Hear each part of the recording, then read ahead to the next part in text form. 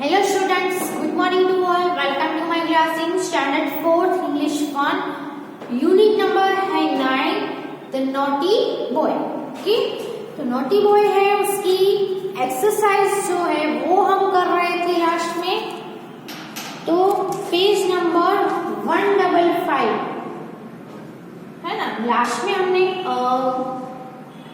लिखा था वो लेट्स राइट टॉपिक था पेज नंबर 155 पे टेक्स्ट बुक में. उसमें जो ऊपर आपको लिखा है लेट्स राइट. ओके,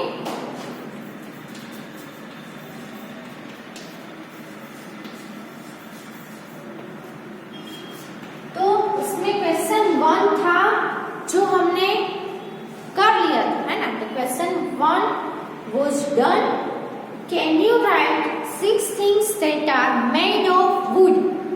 तो जो चीजें वुड से बनी हो ऐसी कोई भी 6 चीजों के नेम आपको लिखने थे. ओके, तो उसमें हमने बहुत सारी चीजों के नेम लिखे और आपके घर में भी आपने आसपास जो भी आपको थिंग्स दिखे जो वुड से बनी हुई हो, लकड़े से बनी हुई हो, उसके नेम आपको लिखने थे. जिसमें हमने door, window, chair, table, bench, pencil, furniture है, बेड है, कबर्ड है, सोफा है, बहुत सारी चीजें हैं जो वुड से बनती है. बोट बनती है वुड से है ना. वो हमने कर लिया था. अब क्वेश्चन नंबर 2 है. तो क्वेश्चन नंबर 2 में क्या है, look at the words given below and put them under the things that they are made of.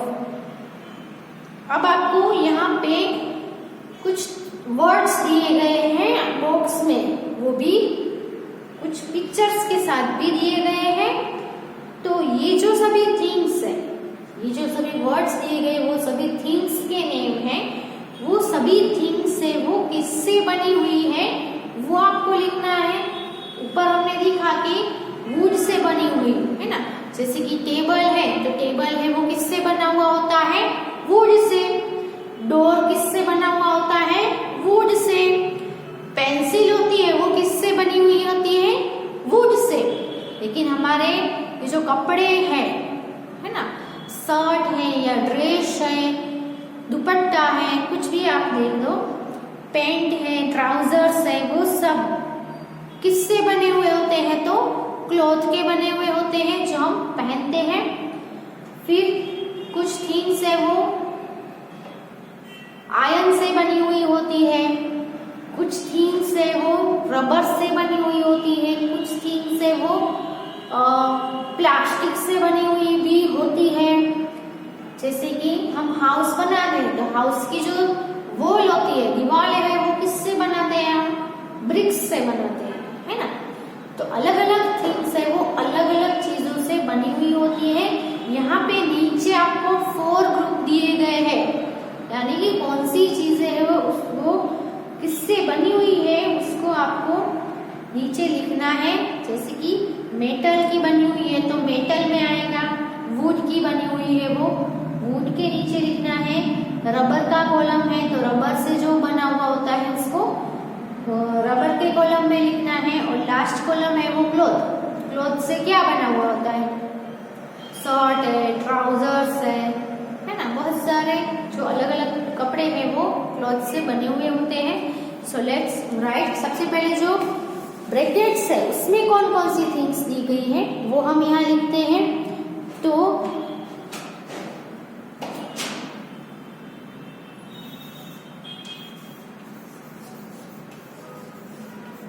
Balloon, chair,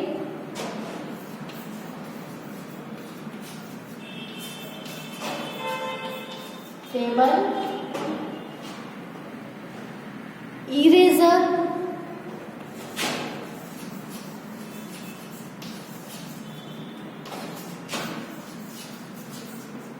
shirt.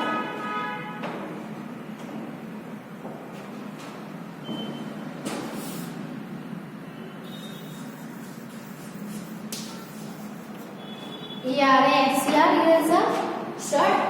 फिर है पेंसिल,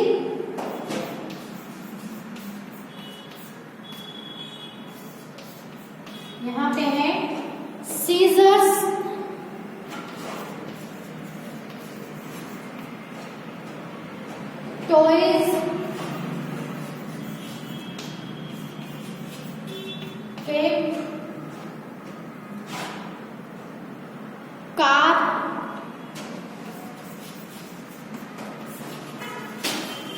ट्राउजर्स और है नाइफ।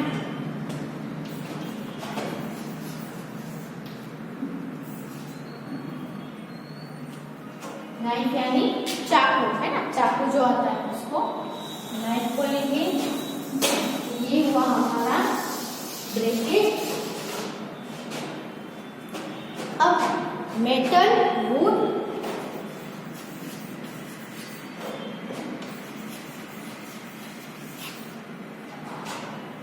Rubber and cloth.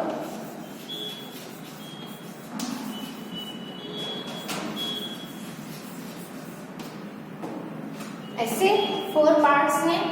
तो मेटल से बनी हुई थी, फिर वुड से बनी हुई थी, रबर से बनी हुई और क्लॉथ से बनी हुई थी। इसके नेम लिखते हैं। तो सबसे पहले क्या है, हम बलून देखते हैं। तो बलून है वो कौन सी चीज से बनता है? मेटल से, वुड से, रबर का होता है कि क्लॉथ का होता है? तो बलून है वो रबर का होता है। किसका होता है? रबर का। तो बलून यहाँ पे आएगा। ओके, फिर है चेयर देखते हैं। चेयर है वो मेटल की होती है, वुड की होती है, रबर की होती है कि क्लॉथ की होती है? तो we know very well, chair है वो वुड से बनती है। ओके, रबर की चेयर होती है? नहीं होती है। क्लॉथ की होती है चेयर? नो, वुड की बनी हुई होती है। फिर टेबल, तो टेबल है वो किससे बना हुआ होता है? मेटल का, वुड का, रबर का कि क्लॉथ का? तो टेबल भी किससे बना हुआ होता है? Would say.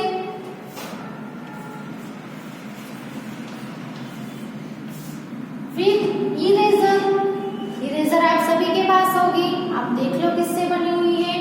मेटल की बनी हुई है? नो। वुड की बनी हुई है? नो। रबर की बनी हुई है? यस। क्लॉथ की होती है इरेजर? नो। तो इरेजर किससी कैसी होती है? रबर की बनी हुई होती है।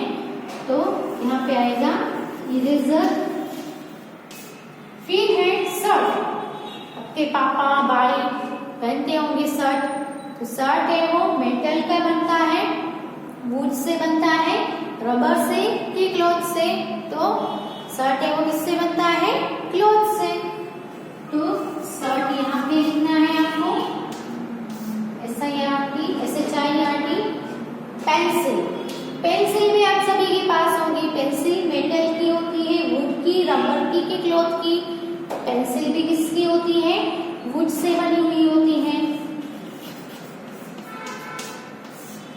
फिर है टॉयज। टॉयज किसके बने हुए होते हैं? तो मोस्टली जो टॉयज होते हैं वो जो सॉफ्ट टॉयज होते हैं वो क्लॉथ के बने हुए होते हैं, है ना।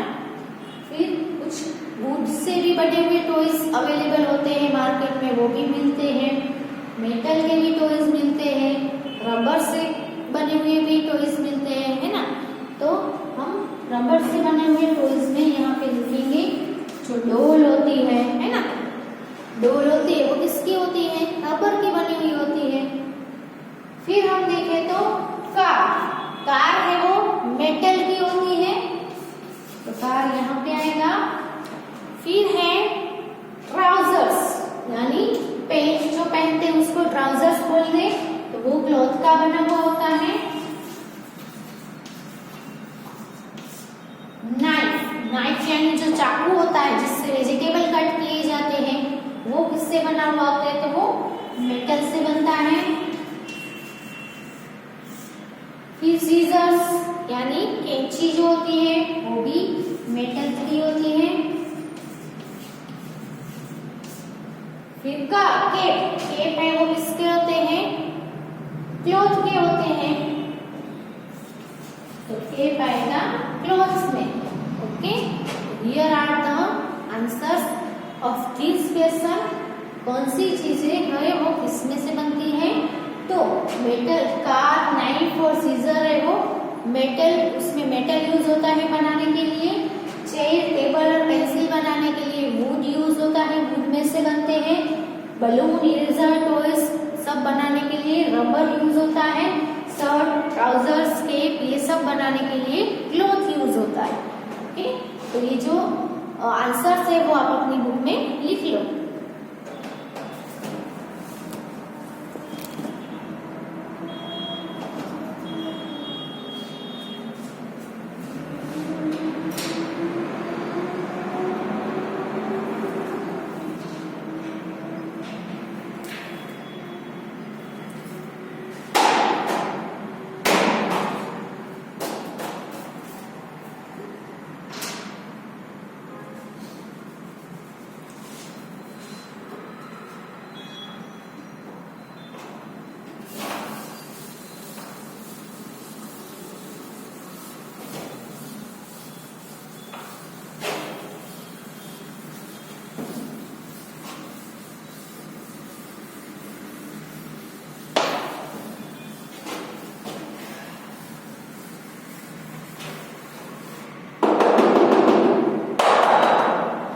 नेक्स्ट क्वेश्चन देखें तो क्या है इसमें, who do you think is the naughtiest child in your class.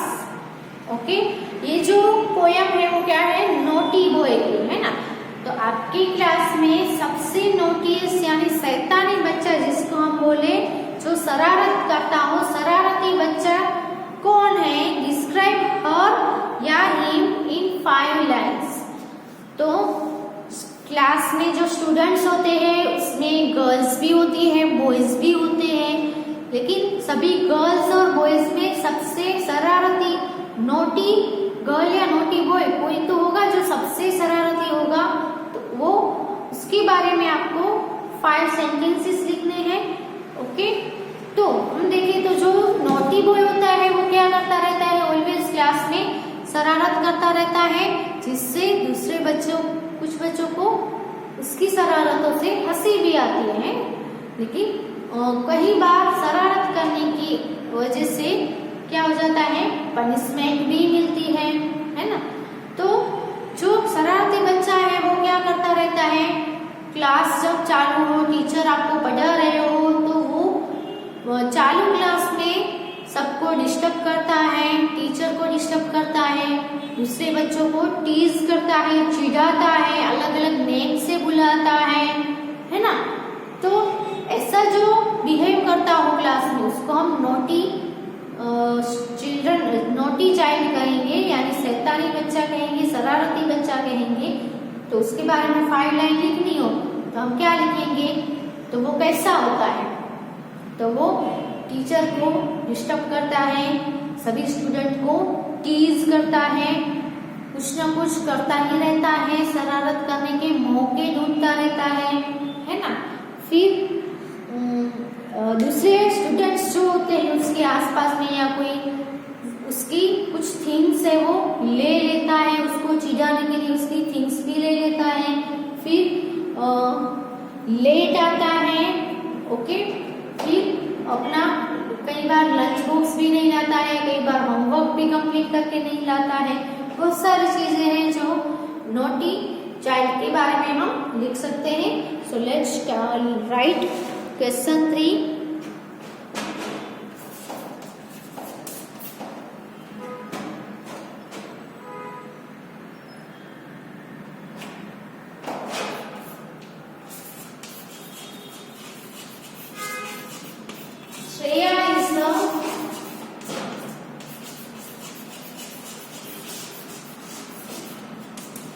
Naughtiest girl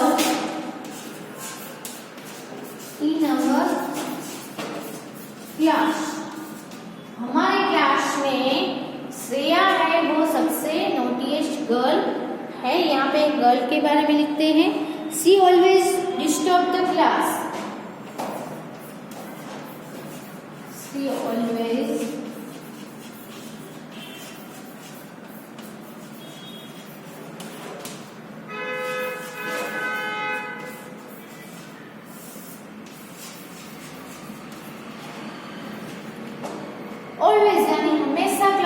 disturb करती रहती है। She takes other students things.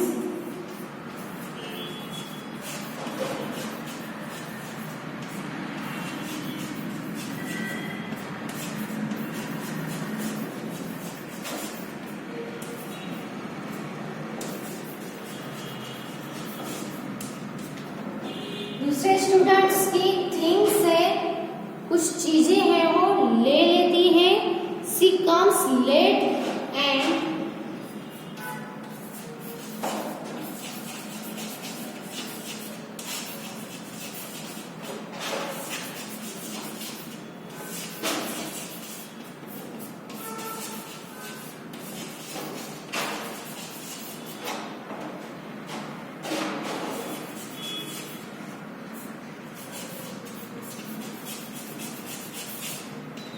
she comes late and don't care about anything.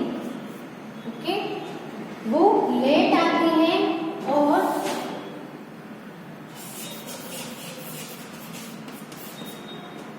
कोई भी चीजों के बारे में केयर नहीं लेती है ना।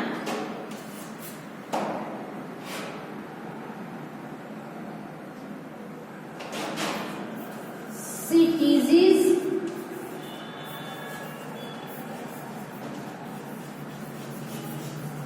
हर फ्रेंड्स, अपने फ्रेंड्स को चिढ़ाती रहती है, बहुत ही शरारत करती रहती है। ओके, तो ये जो 5 सेंटेंस है वो आप अपनी बुक में लिख लो।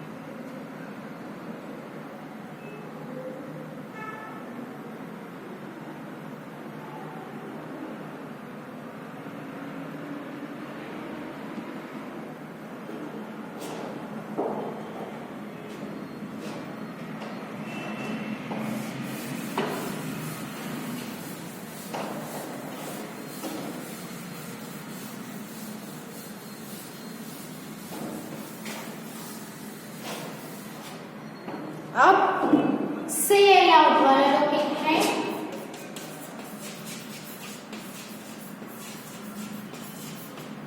तो उसमें आपको वर्ड्स दिए गए हैं, क्या है, दो दो के पेयर में दिए हैं। Hard yard, weighty eighty, long song, found ground, red leaf. तो इससे हमें पता चलता है कि ये जो वर्ड्स है वो एक दूसरे के राइम्स हो रहे हैं। तो इसको हम क्या बोलेंगे, राइमिंग वर्ड बोलेंगे।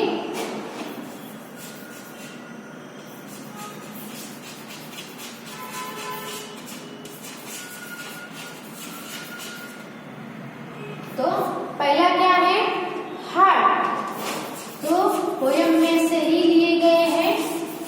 हार्ट तो यार्ड, हार्ट का राइमिंग वर्ड कौन सा होगा, yard. HARD, hard, YARD, yard, hard yard. Long song, LONG, long, SONG, song, long song. Red led, red lead, RED, red, LEAD, lead. Weighty eighty, WEIGHTY, EIGHTY, weighty eighty, वो ना rhyming words. फिर है found ground, FOUND, found, GROUND, ground, found ground. Okay, तो आपको बोलने भी है, लिखने भी है। Hard yard, long song, red lead, वेटी एटी, फाउंड ग्राउंड। ओके, फिर उसके बाद क्या है, तो फन टाइम है।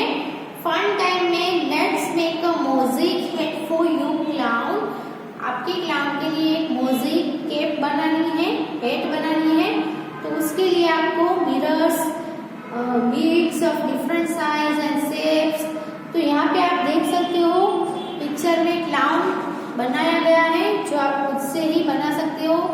आपके पास वेस्ट जो ग्रीटिंग कार्ड्स बने हो उससे भी आप बना सकते हो, या कार्डबोर्ड हो उससे बना सकते हो। ओके, उसके बाद जो नेक्स्ट है नीचे, which country does your clown belong to. तो आपका क्लाउन है वो कौन से कंट्री से आता है। Now complete the table below. तो हम जैसे हमारा नेशन है वो इंडिया है, लेकिन हमारी नेशनलिटी क्या है, इंडियन। आपको कोई पूछे कि आपकी नेशनलिटी क्या है, तो आप क्या बोलेंगे, आई एम एन इंडियन, यानी कि मैं एक इंडियन। वैसे ही अलग अलग कंट्री के अलग अलग नेशनलिटी होती है। जैसे कि इंडिया है तो इंडिया का इंडियन होगा, यूरोप कंट्री है तो यूरोप से जो आया होगा उसको क्या बोलेंगे, यूरोपियन बोलेंगे। ऑस्ट्रेलिया कंट्री से कोई आया होगा या ऑस्ट्रेलिया में जो रहते हैं उसकी नेशनलिटी क्या है, तो उसको हम ऑस्ट्रेलियन बोलेंगे, ऑस्ट्रेलिया के ऑस्ट्रेलियन। यूरोप के है तो यूरोपियन, इंडिया के है तो इंडियन। वैसे ही अफ्रीका के है तो अफ्रीकन, फिर ऑस्ट्रेलिया तो ऑस्ट्रेलियन, जापान के है तो जापानीज, चाइना के है तो चाइनीज, है ना। सो यहाँ पे आपको कुछ नेशन के नेम दिए गए हैं, उसकी नेशनलिटी क्या होती है वो लिखने हैं।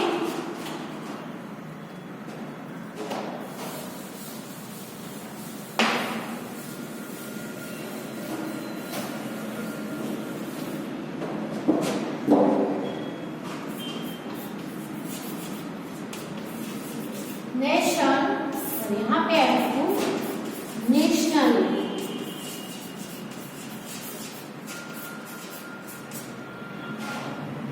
ओके।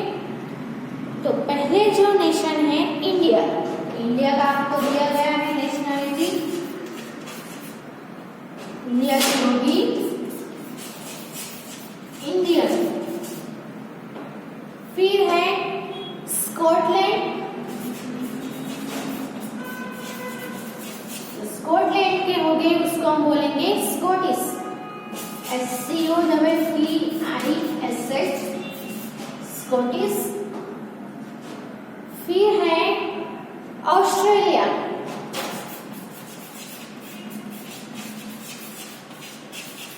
तो ऑस्ट्रेलियन। फिर है फ्रांस, फ्रांस के हो गए तो उसको हम फ्रेंच बोलेंगे। जापान, तो उसको हम जापानीज क्या बोलेंगे, जापानीज के, जापान तो जापानीज।